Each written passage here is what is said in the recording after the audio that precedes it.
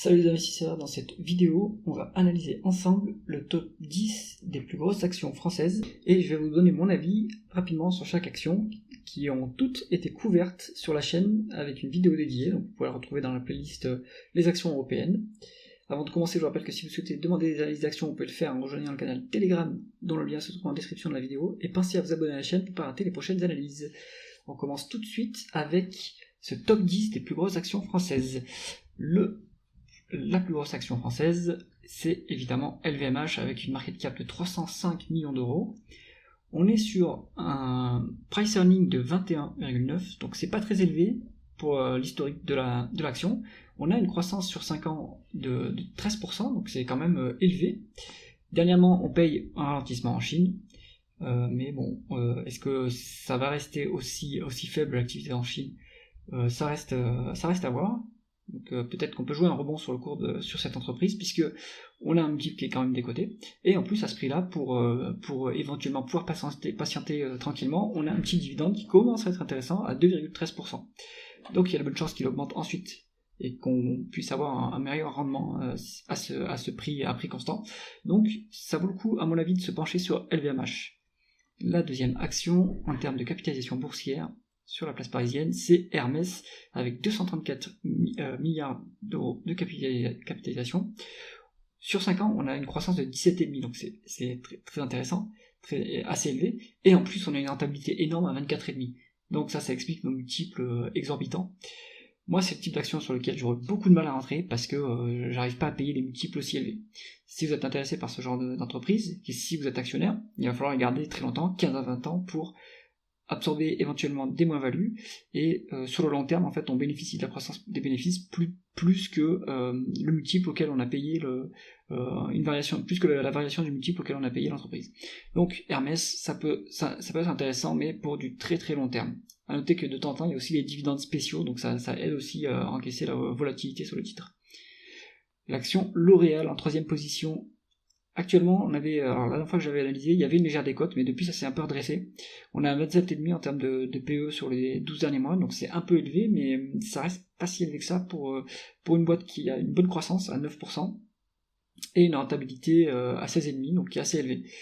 À choisir entre L'Oréal et LVMH, quand même je préférerais LVMH, même si c'est pas la même activité, mais sur le profil action de croissance, LVMH me semble plus intéressante. L'Oréal, ça se regarde maintenant si vous êtes intéressé par le secteur. Pareil, si vous la regardez sur le très long terme, il n'y aura pas de problème avec L'Oréal. Il y a à mon avis de la place pour augmenter le dividende qui a déjà un niveau intéressant. Schneider Electric, le leader de la transition électrique. Ça, c'est une bonne boîte de croissance. Pourtant, on est que sur du 7%, donc je crois que ça s'est accéléré dernièrement, la croissance. Sur du 5 ans, on doit être à 7, mais si on zoome un peu plus sur 3 ans, on doit être plus élevé que ça. C'est pour ça qu'on a un multiple assez élevé, à 35. C'est un multiple que moi je paierai jamais, mais ça peut être intéressant pour un investisseur dans la croissance. La rentabilité est correcte, à 11, il y a un peu de dette toutefois. Et il y a aussi un petit dividende qui aura tendance, à mon avis, à augmenter par la suite. Schneider Electric, si on est actionnaire, il faut la garder sur le très long terme pour pouvoir bien sûr profiter de la croissance des bénéfices et pas être trop impacté par la volatilité du titre. Airbus, donc là on est sur le secteur aérospatial, aéronautique et de la défense également. Airbus a bien profité des déboires de Boeing qui n'en peut plus d'avoir des avions qui prennent feu ou qui se crashent. Et donc évidemment ça a bien rempli le carnet de commandes, ça donne une visibilité très importante pour le groupe.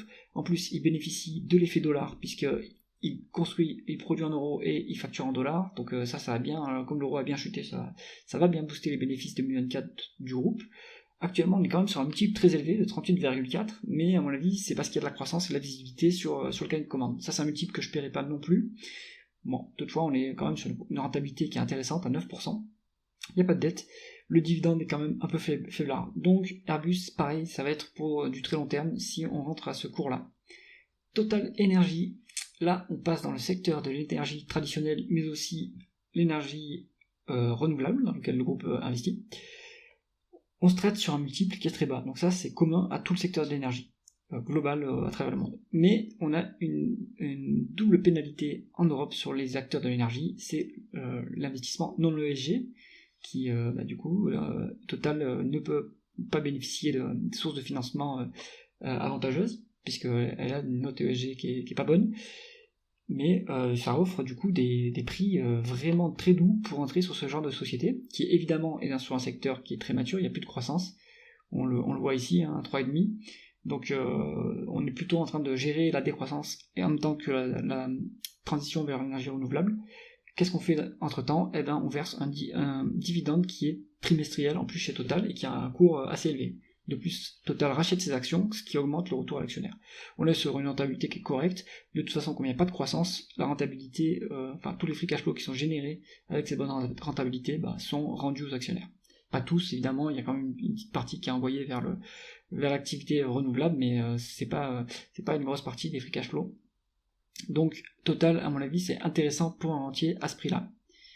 Sanofi, en général, j'évite les pharma parce qu'il peut y avoir des problèmes légaux, des procès à cause d'effets secondaires sur les médicaments, etc.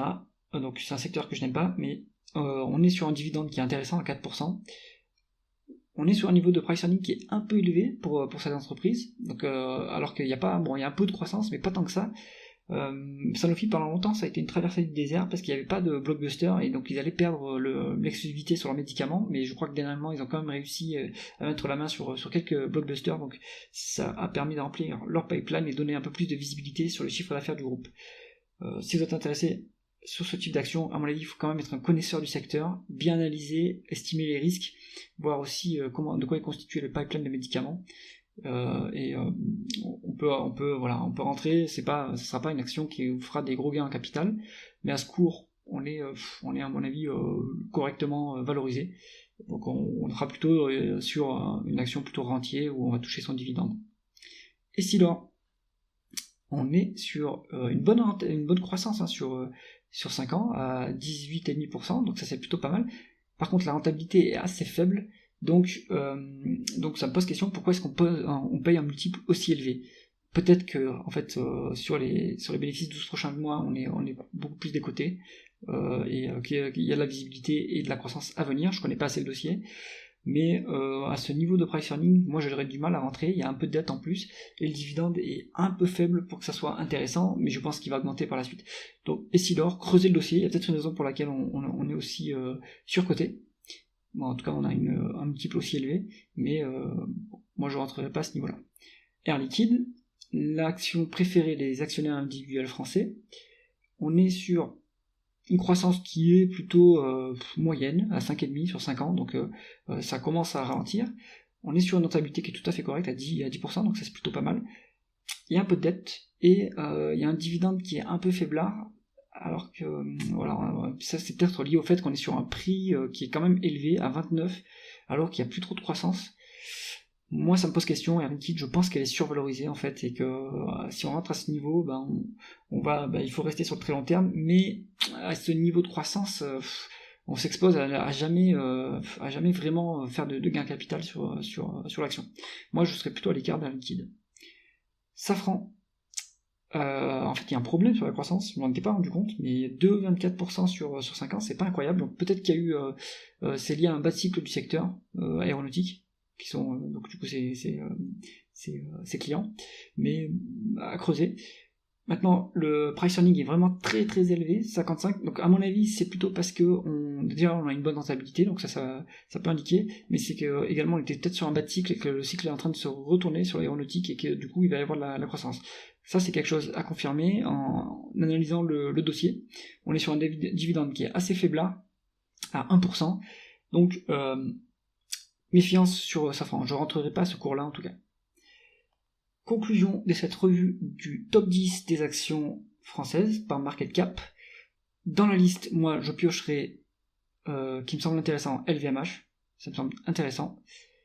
Total Energy, évidemment, ça me semble intéressant. Et c'est tout dans cette liste, peut-être L'Oréal. Allez, peut-être L'Oréal à la rigueur, le top 3 ça serait LVMH, L'Oréal et Total Energy. Le reste, à mon avis, je me tiendrai plutôt à l'écart, mais je peux me tromper dans l'analyse. Faites-moi ça, si vous avez un top 3 différent à me donner. Dites-moi ça en commentaire. Si vous avez aimé cette vidéo, mettez un pouce vers le haut et pensez à vous abonner à la chaîne. À bientôt.